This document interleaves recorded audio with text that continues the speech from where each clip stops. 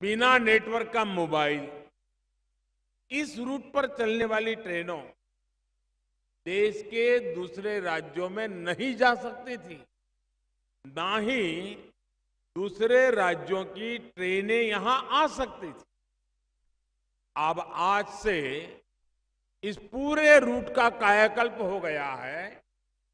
अब असारवाद से हिम्मतनगर होते हुए उदयपुर तक metre gauge line broad gauge में बदल गई है। और आज हमारे इस कार्यक्रम में गुजरात के साथ साथ राजस्थान के लोग भी बहुत बड़ी संख्या में जुड़े हुए हैं। लुणीधार जेतलसर के बीच जो गेज परिवर्तन का काम हुआ है, वो भी इस क्षेत्र में रेलवे कनेक्टिविटी को आसान करेगा। यहां से निकली ट्रेनें देश के किसी भी हिस्से में जा सकेगी। साथियों, जब किसी रूट पर मीटर गेज की लाइन ब्रॉड गेज में बदलती है, तो अपने साथ अनेकों नई संभावनाएं लेकर आती है। असारवा से उदयपुर तक लगभग 300 किलोमीटर लंबी रेल लाइन, उसका ब्रॉडगेज में बदलना इसलिए भी बहुत महत्वपूर्ण है। इस रेलखंड के ब्रॉडगेज हो जाने से गुजरात और राजस्थान के आदिवासी क्षेत्र दिल्ली से जुड़ जाएंगे, उत्तर भारत से जुड़ जाएंगे। इस रेल लाइन के ब्रॉडगेज में बदलने के और उसके कारण अहमदाबाद दिल्ली के लिए एक वैकल्पिक रूट भी उपलब्ध हो गया है। इतना ही नहीं, अब कच्छ के पर्यटन स्थल और उदयपुर के पर्यटन स्थलों के बीच भी एक डायरेक्ट रेल कनेक्टिविटी स्थापित हो गई है। इससे कच्छ, उदयपुर, चित्तौड़गढ़ और नाथद्वारा के पर्यटन स्थलों को बहुत बढ़ावा मिलेगा। दिल्ली, मुंबई और अहमदाबाद जैसे बड़े औद्योगिक केंद्रों से सीधे जुड़ने का भी लाभ यहां के व्यापारियों को मिलेगा। विशेषकर हिम्मतनगर के टाइल्स उद्योग को तो बहुत मदद मिलने वाली है। इस प्रकार लुणीधार जेतलसर रेल लाइन के ब्रॉडगेज में बदलने से अब डसा जेतलसर खंड पूरी तरह से ब्रॉडगेज में परिवर्तित हो गया है। ये रेल लाइन बोटाद, अमरेली और राजकोट जिलों से होकर गुजरती है, जहां अब तक सीमित रेल कनेक्टिविटी रही है। इस लाइन का कार्य पूरा होने से अब भावनगर और अमरेली इस क्षेत्र के लोगों को सोमनाथ और पोरबंदर से सीधी कनेक्टिविटी का लाभ मिलने वाला है। और साथियों, इसका एक और लाभ होगा। इस रूट से भावनगर और सौराष्ट्र क्षेत्र के हमारे राजकोट, पोरबंदर और वेरावल ऐसे शहरों की दूरी भी कम हो गई। अभी भावनगर वेरावल की दूरी लगभग 470 किलोमीटर है, जिसमें 12 घंटे लगते हैं। ये ब्रॉडगेज का काम पूरा होने के बाद, नया रूट खुलने के बाद, अब ये घटकर करीब 290 किलोमीटर से भी कम रह गई। इस वजह से यात्रा का समय भी 12 घंटे से घटकर 6.5 घंटे पे रह जाएगा। साथियों, नया रूट खुलने के बाद भावनगर पोरबंदर के बीच की दूरी करीब करीब 200 किलोमीटर और भावनगर राजकोट के बीच की दूरी करीब 30 किलोमीटर कम हो गई। यह रेल रूट इतना बिजी रहने वाले सुरेंद्रनगर, राजकोट, सोमनाथ, पोरबंदर मार्ग के बीच एक वैकल्पिक रूट के रूप में उपलब्ध हो गया है। ब्रॉड गेज रूट पर चलने वाली ट्रेनें गुजरात के औद्योगिक विकास को भी गति देगी, गुजरात में पर्यटन भी आसान बनाएगी और जो क्षेत्र देश से कटे हुए थे उन्हें पूरे देश से जोड़ देगी। आज राष्ट्रीय एकता दिवस के दिन इस परियोजना का लोकार्पण करना इसे और विशेष बना देता है। साथियों, जब डबल इंजन की सरकार काम करती है तो उसका असर सिर्फ डबल नहीं होता बल्कि कई गुना ज्यादा होता है। यहां एक और एक मिलकर दो नहीं बल्कि एक के बगल में एक 11 की शक्ति धारण कर लेते हैं। गुजरात में रेल इंफ्रास्ट्रक्चर का विकास भी इसका एक उदाहरण है। मैं वो दिन कभी भूल नहीं सकता जब 2014 से पहले गुजरात में नए रेल रूटों के लिए मुझे केंद्र सरकार के पास बार बार जाना पड़ता था। लेकिन तब बाकी क्षेत्रों की तरह ही रेलवे के संबंध में भी गुजरात के साथ अन्यायपूर्ण व्यवहार किया जाता था। डबल इंजन की सरकार बने रहने से गुजरात में काम की रफ्तार तो तेज हुई है, उसका विस्तार करने की ताकत भी तेज हुई। 2009 से 2014 के बीच 125 किलोमीटर से भी कम रेलवे लाइन का दोहरीकरण हुआ था। 2009 से 14 125 किलोमीटर से कम, जबकि 2014 और 2022 के बीच 550 से ज्यादा किलोमीटर रेलवे लाइन का डबलिंग दोहरीकरण ये गुजरात में हुआ है। इसी तरह गुजरात में 2009 से 2014 के बीच करीब 60 किलोमीटर ट्रैक का ही बिजलीकरण हुआ था, जबकि 2014 से 2022 के बीच 1700 किलोमीटर से अधिक ट्रैक का बिजलीकरण किया जा चुका है। यानी डबल इंजन की सरकार ने पहले के मुकाबले कई गुना ज्यादा काम करके दिखाया है। और साथियों, हमने सिर्फ स्केल और स्पीड को ही बेहतर नहीं किया बल्कि अनेक स्तरों पर सुधार किया है। ये सुधार क्वालिटी में हुआ है, सुविधा में हुआ है, सुरक्षा में हुआ है, स्वच्छता में हुआ है। देश भर में रेलवे स्टेशनों की स्थिति में सुधार आज स्पष्ट दिखता है। गरीब और मध्यम वर्ग को भी आज वही माहौल दिया जा रहा है जो कभी साधन संपन्न लोगों की पहुंच में ही होता था। यहां गांधीनगर स्टेशन कितना आधुनिक और भव्य है ये आप देख ही रहे हैं। अब अहमदाबाद स्टेशन को भी ऐसे ही विकसित किया जा रहा है।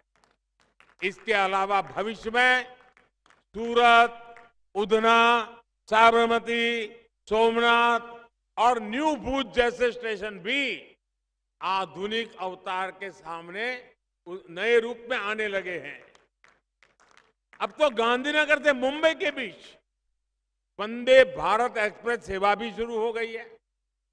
इस रूट पर सबसे तेज रफ्तार वाली ट्रेन सेवा शुरू होने से देश का सबसे महत्वपूर्ण बिजनेस कॉरिडोर बन गया है। ये उपलब्धि डबल इंजन की सरकार की वजह से ही संभव हो पाई है। साथियों, पश्चिम रेलवे के विकास को नया आयाम देने के लिए 12 गति शक्ति कार्गो टर्मिनल की योजना भी बनाई गई है। वडोदरा सर्कल में पहला गति शक्ति मल्टी मॉडल कार्गो टर्मिनल शुरू हो चुका है। जल्द ही बाकी टर्मिनल भी अपनी सेवाएं देने के लिए तैयार हो जाएंगे। डबल इंजन की सरकार से हर क्षेत्र में विकास की गति भी बढ़ रही है और उसकी शक्ति भी बढ़ रही है। साथियों, आजादी के बाद दशकों तक हमारे देश में अमीर गरीब की खाई, गांव शहर की खाई, असंतुलित विकास बहुत बड़ी चुनौती रहे। हमारी सरकार देश की इस चुनौती का भी समाधान करने में जुटी है। सबके विकास के लिए हमारी नीति एकदम साफ रही है। इंफ्रास्ट्रक्चर पर बल दो, मध्यम वर्ग को सुविधा दो और गरीब को गरीबी से लड़ने के लिए साधन दो। विकास की यही परंपरा आज पूरे देश में स्थापित हो चुकी है।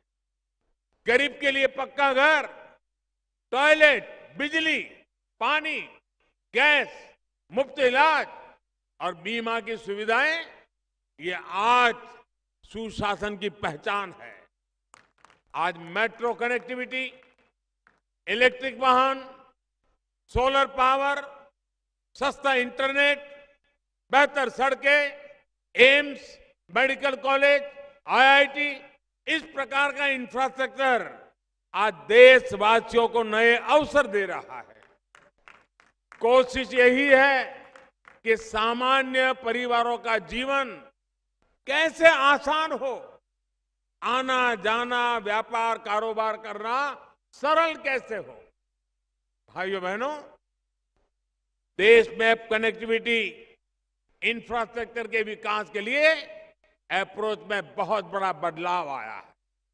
अब सिर्फ ये नहीं है कि कहीं एक जगह सड़क बनी, कहीं दूसरी जगह रेल ट्रैक बिछ गया, कहीं तीसरी जगह एयरपोर्ट बन गया। अब कनेक्टिविटी का एक संपूर्ण सिस्टम तैयार किया जा रहा है। यानी यातायात के अलग अलग माध्यम एक दूसरे से भी कनेक्ट हो, ये सुनिश्चित किया जा रहा है। यहां अहमदाबाद में ही रेल, मेट्रो और बसों की सुविधा एक दूसरे से जोड़ी जा रही है। इसी प्रकार दूसरे शहरों में भी इसी तरह काम हो रहा है। कोशिश यही है कि चाहे यात्रा हो या फिर माल ढुलाई, हर प्रकार से एक निरंतरता बनी रहे। एक मोड़ से निकले और सीधे दूसरे मोड़ पर चढ़े। इससे समय भी बचेगा और पैसों की भी बचत होगी। साथियों, गुजरात एक बहुत बड़ा औद्योगिक सेंटर है। यहां लॉजिस्टिक कॉस्ट एक बहुत बड़ा विषय था। इससे व्यापार कारोबार को, उद्योग जगत को तो परेशानी होती ही, इससे सामान की कीमत भी बढ़ जाती है। इसलिए आज रेलवे हो, हाईवे हो, एयरपोर्ट हो, पोर्ट हो, इनकी कनेक्टिविटी पर बल दिया जा रहा है। गुजरात के पोर्ट्स जब सशक्त होते हैं तो इसका सीधा असर पूरे देश की अर्थव्यवस्था पर पड़ता है। यह हमने बीते 8 वर्षों में भी अनुभव किया है। इस दौरान गुजरात के पोर्ट्स की क्षमता लगभग 2 गुनी हो चुकी है। अब वेस्टर्न डेडिकेटेड फ्रेट कॉरिडोर से गुजरात के पोर्ट्स को देश के दूसरे हिस्सों से जोड़ा जा रहा है। इसका एक बहुत बड़ा हिस्सा पूरा भी हो चुका है। माल गाड़ियों के लिए जो स्पेशल ट्रैक बिछाए जा रहे हैं, इससे गुजरात में भी उद्योगों का विस्तार होगा, नए सेक्टर के लिए अवसर बनेंगे। इसी प्रकार सागरमाला योजना से पूरी कोस्ट लाइन में अच्छी सड़कों का जाल बिछाया जा रहा है। साथियों, विकास एक सतत प्रक्रिया होती है। विकास से जुड़े लक्ष्य किसी पर्वत के शिखर की तरह होते हैं। एक शिखर पर पहुंचते ही दूसरा उससे ऊंचा शिखर दिखने लगता है, फिर उस तक पहुंचने के प्रयास होते हैं। विकास भी ऐसी ही एक प्रक्रिया होती है। बीते 20 वर्षों में गुजरात ने विकास के अनेक शिखर पार किए, लेकिन आने वाले 25 वर्षों में विकसित गुजरात का एक विराट लक्ष्य हमारे सामने है। जिस प्रकार बीते 2 दशकों में हमने मिलकर सफलता हासिल की है, उसी प्रकार अमृत काल में भी एक एक गुजराती को जुटना है, एक एक गुजरात वासी को जुटना है। विकसित भारत के लिए विकसित गुजरात का निर्माण, यही हमारा ध्येय है। और हम सब जानते हैं, एक बार कोई गुजराती कुछ ठान ले तो उसे पूरा करके ही रुकता है। इसी संकल्प बोध के साथ, और मैं आज हैरान हूं, आज सरदार पटेल की जन्म जयंती है। देश के लिए गौरव की पल है।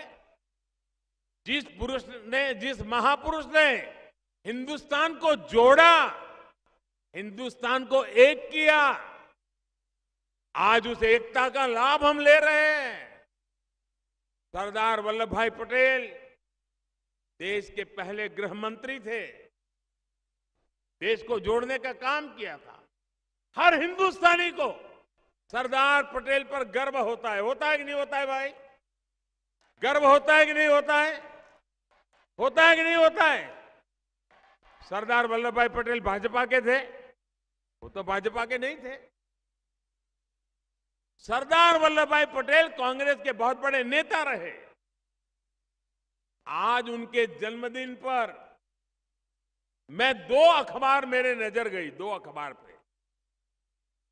कांग्रेस पार्टी, राजस्थान की कांग्रेस सरकार, गुजराती अखबारों में फुल पेज उनका एडवर्टाइजमेंट छपा है। कांग्रेस की सरकार का एडवर्टाइजमेंट। लेकिन उस एडवर्टाइजमेंट में आज सरदार वल्लभ भाई पटेल के जन्मदिन पर उस एडवर्टाइजमेंट में न सरदार पटेल का नाम है, न सरदार पटेल की फोटो है, न सरदार पटेल को श्रद्धांजलि है। ये अपमान, वो भी गुजरात की धरती पर। जो कांग्रेस सरदार पटेल को अपने साथ जोड़ नहीं पा रही है, वो क्या जोड़ सकती है?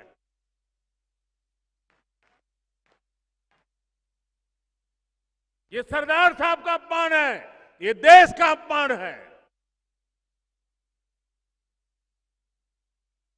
वे तो भाजपा के नहीं थे, वे कांग्रेस के थे, लेकिन देश के लिए जिए, देश को कुछ दे के गए। आज हम गर्व करते हैं। दुनिया का सबसे बड़ा स्टैच्यू बना करके हमें संतोष हो रहा है। ये नाम तक लेने को तैयार नहीं है। भाइयों बहनों, गुजरात इन चीजों को कभी माफ नहीं करता है और देश भी कभी माफ नहीं करता है। साथियों, ये रेलवे भी जोड़ने का काम करती है। उत्तर से दक्षिण, पूरब से पश्चिम, इस जोड़ने की प्रक्रिया को गति देना, उसका विस्तार करना, ये निरंतर काम चलता है, तेज गति से चलता है और उसका एक लाभ आज आपको भी मिल रहा है। मेरी तरफ से आप सबको बहुत बहुत शुभकामनाएं, बहुत बहुत धन्यवाद।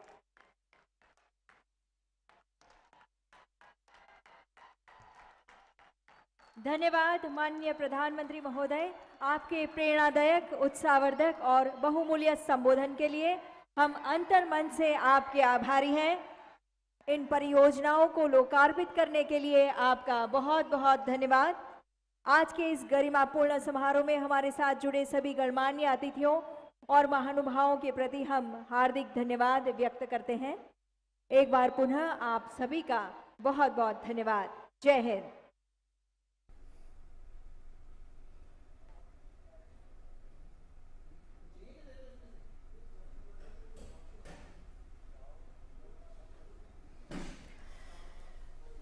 अहमदाबाद से ये सीधे दृश्य आप देख रहे हैं। प्रधानमंत्री नरेंद्र मोदी ने 2900 करोड़ की रेल परियोजनाएं राष्ट्र को समर्पित की हैं। प्रधानमंत्री ने कहा कि रेल जोड़ने का काम करती है और आज ये परियोजनाएं जो कि अहमदाबाद को, ऐसे क्षेत्रों को, गुजरात को ऐसे क्षेत्रों को देश के अन्य हिस्सों से जोड़ेगी जो अभी तक कटे रहते थे। विकास की एक नई राह को प्रशस्त करेगी और सरदार पटेल की जयंती के मौके पर, जो कि देश को जोड़ने के लिए जाने जाते हैं, उनकी जयंती के मौके पर ये सुअवसर मिला है। ये अपने आप में बेहद महत्वपूर्ण है। प्रधानमंत्री ने कहा कि दशकों बीत गए इस रेल रूट के पूरा होने का इंतजार करते करते। बिना ब्रॉड